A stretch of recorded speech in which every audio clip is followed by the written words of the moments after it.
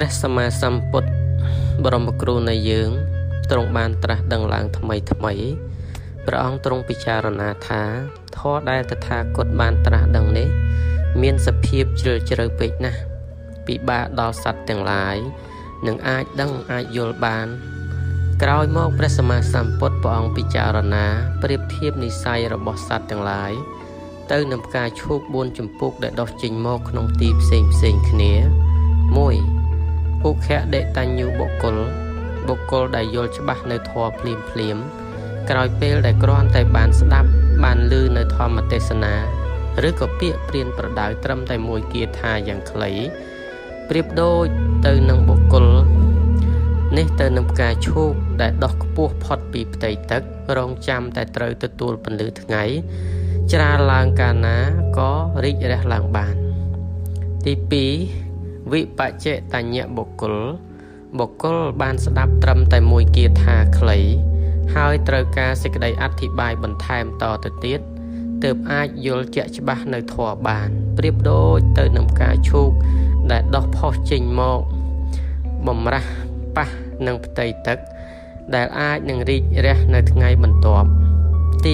3នយៈបុគ្គលដែលល្មមអាចណែនាំបានព្រានប្រដៅបានទូលមានបានដោយការបញ្យលអប់រំជារឿយដោយប្រការផ្សេងនឹងអាចយល់ច្បាស់នៅធម៌បានប្រៀបដូចទៅនឹងផ្កាឈូកដែលដុះមកពាក់កណ្ដាលទឹកដែលត្រូវចំណាយពេលវេលាយូរបន្តិចតទៅទៀតទើបអាចផុសឡើងហើយរីកទៅបានបុគ្គលទី4ឈ្មោះថាបតិបរមៈបុគ្គលដែលអបអត្តប្រាជ្ញាទោះបីជាស្ដាប់ពាក្យទូលមានបញ្យលឬក៏សេចក្តីអត្ថាធិប្បាយពង្រាយសេចក្តីវែងឆ្ងាយប៉ុណ្ណាក៏មិនអាចនឹងយល់បាន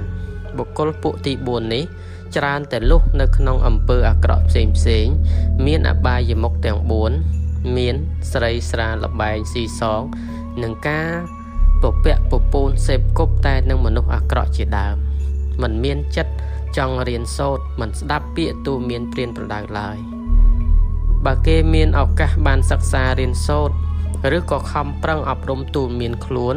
តាមពាក្យព្រានប្រដៅរបស់ព្រះសម្មាសម្ពុទ្ធក៏នឹងបានជាឧបនិស្ស័យនៃបញ្ញាទៅក្នុងអនាគតជាតិដែលនឹងអាចក្លាយជាបុគ្គលដូចបុគ្គលទាំង3ខាងលើណាមួយមិនខានបុគ្គលពួកទី4នេះប្រៀបដូចទៅនឹងផ្កាឈូកដែលទើបតែដោះពន្លកចេញពីភក់ល្បាប់ត្រូវប្រឈមមុខនឹងអន្តរាយគ្រប់ចម្ពោះដែលអាចទៅជាចំណីត្រីអណ្ដើកជាដើមចំពោះការសម្រេចមគ្គផលបុគ្គលពួកទី1គ្រាន់តែស្ដាប់ធម្មទេសនាមួយគាថាដ៏ខ្លីក៏បានសម្រេចមគ្គផលភ្លាមមួយរំពេចបុគ្គលពួកទី2បានស្ដាប់មួយគាថាខ្លីហើយព្រមទាំងបានស្ដាប់នៅសេចក្តីអត្ថាធិប្បាយទៅទៀតទើបអាចសម្រេចមគ្គផលបានបុគ្គលពួកទី3ត្រូវការស្ដាប់ត្រូវការសិក្សារៀនសូត្រនិងត្រូវការព្យាយាមឲ្យមាំនឹងការធ្វើសមាធិវិបស្សនានឹងអាចសម្រេចមគ្គផលបានក្នុងរយៈពេលខាងមុខបុគ្គលពួកទី4មិនអាចសម្រេចមគ្គផលបាននៅក្នុងជាតិនេះទេតែបើគេមិនមានសេចក្តីប្រមាទ